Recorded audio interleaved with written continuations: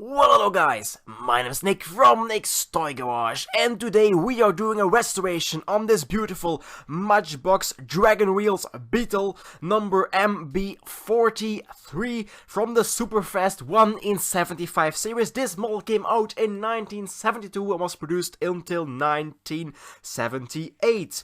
There it is, rolling into frame. The sticker unfortunately isn't really recognizable anymore. If the sticker was still good, I would never have restored this thing, but I wanted to make it shine again. In the back we have the nice airbag, not the airbag, the parachute thingy in the same color. And in the front you can see the inlet from the enormous engine that's under, well, the entire body. Because yes, the entire body lifts up like an awesome dragster. Under the, well, body, I would say, not the bonnet, the body, there is the engine, the one central seat, and those thingies in the front.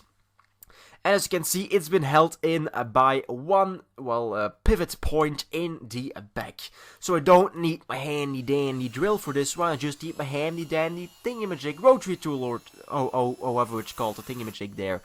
So a little bit of pressure on one side and then just grind off one edge and I can just slide it out. I didn't really do a good job, so I had to use my handy dandy screwdriver to get out the remainder of the pivot point. It was also a little bit loose, so I cut it a little bit shorter in the end of the video, so it pivots a lot nicer. So I take my vice grip, or whatever it's called, and just pull it out. Then the body releases from the rest of the dragster. And there you can see that the glass has been held in by two rivets, one under the bonnet and one in the roof. So I take my handy dandy drill out those two rivets. Well, they're not really rivets, they're just rivets. So when those are drilled out, I can just take my handy dandy screwdriver, I think, and brute force to take out the wheels? No, the window, which is in surprisingly good shape. A little bit scratched up, I will polish it at the end of the video. But luckily it's not broken. There the window just falls right out, and there you can see it's a little bit scratched up and a little bit, dirty. So that's everything for the body itself. Now for the base, the actual interior piece with the engine has been held in by 3 points. So again, I take my drill and just drill out those 3 points. Make sure not to go too deep, because otherwise you will be going through them all, and then you have air holes, and the speed holes and air holes are not the same thing. So those 3 rivets are gone. Then I take my handy dandy screwdriver and just pry open, and then everything releases and the wheels just fall right out because they've been held in by the interior piece. So let's take the base plate and the body and go to my favorite step, well, the quickest step. That's my sand blasting cabinet. This one took me a little bit longer because, well, I wasn't really noticing that my my nozzle clogged up, just like my nose is clogged up right now, and because, well, the sticker didn't really come off that easy. Should have taken it off beforehand, but oh well, it's gone, and so is all the paint. So let's open this thing and take out those 2 pieces. Next, let's take Dave the dental pick and just pick away the last remaining pieces of paint that's still left on the parachute cover and the inner wheel arches. When that's all set and done, I take my primer. I'm using a fine surface primer by Tamiya in grey, doing 2 coats in total, leaving for, well, 5 and 10 minutes for the first coat and about half a day to a day for the second coat to totally harden out. Also, don't forget to do paint inside because, well, especially with this model, you can really see the inside of the model. Next, I take my black paint and paint the base plate in the original black, and then I take my orange paint, the TS31, and paint, well, the new color for the drag beetle. Let me know in the comment section down below what color you would have chosen for the drag beetle. I really wanted an orange drag car, so I painted orange, obviously. So when that's all said and done, I do 3 coats in total, 5 to 10 minutes for the first 2 coats and a day for the last coat to totally harden out. Now at this point I totally forgot to record the actual fine details, so I painted the parachute holder in a nice grey and the front and rear lights, and the clear coat is ready to go on. quick little announcement, I'm almost at 3,000 subscribers. I would really love to hit that goal this year. I'm at 2,971, so 29 to go. So please, if you haven't subscribed yet, go to the comment section, no, not the comment section, go to the subscribe button down below and let's get me over the 3,000 subscribers by the end of this year. Pretty please, I just want it. I'm almost at 3 years of Nickstoygarage, so 3 years, 3,000 subscribers would be amazing if I do say so myself. Meanwhile, I painted in the wheels and tires with my black Sharpie and my chrome marker.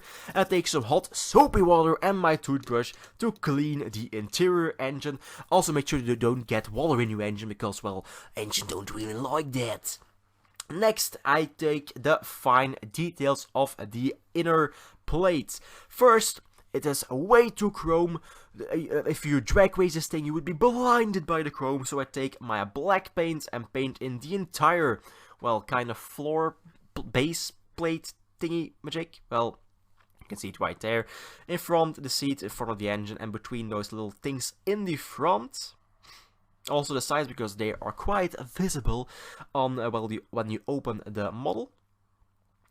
And when then all blackened out, I take my red paint. No, not red, I just do the spoiler first, forgot about that. So the spoiler gets a nice coat of black, because I really wanted it to be set apart. So I choose a black marker to blacken the spoiler.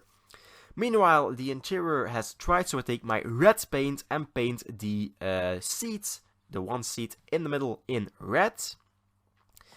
And when that's all set and done, I take my chrome marker and re-chrome the engine and the exhaust. And they look pretty good if I do say so myself. There we go, let that dry overnight and let's go back in the morning. When everything is nice and dried, I take a nice shot of this one and start the reassembly. First, let's take the base plate and the interior, because the wheels and tires will be the first things to go back into place.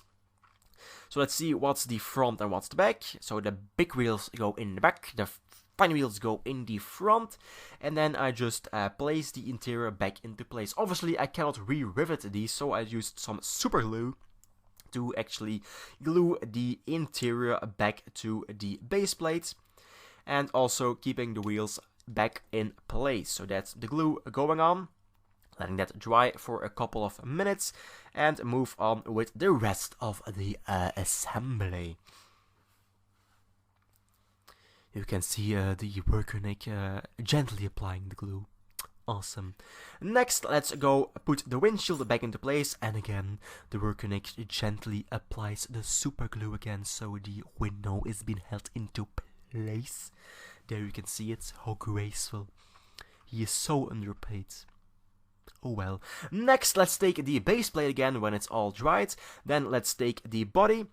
And this is worker Nick trying to figure out how this thing goes back together. So ignore what I said of worker Nick being underpaid. He's an idiot. So no, that's not the way. First, yes, there it is. First, take the body and take the base plates, snapping them back together, and then take the little pivot point. Noticing it's way too big, like I said in the beginning of the video, so I trimmed off a little bit, and then just sliding it into place. Then I take my kind of, I forget the names, these are supposed to be some kind of vice grips, and just, well, kind of crimp the axle, well, the pivot point back into place. Now there are ways to hammer this thing, but I'm not that smart, so keeping it with this one.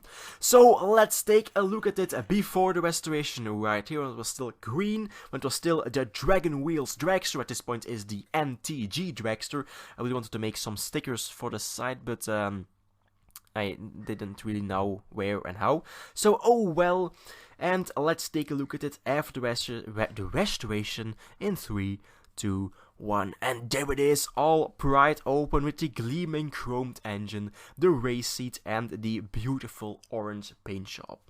If you enjoyed this video, please leave a like, subscribe and help me hit the 3,000 subscriber in the year 2021, and like always, I hope to see you in a future video. And like always, thank you very much to every single one of my Patreons.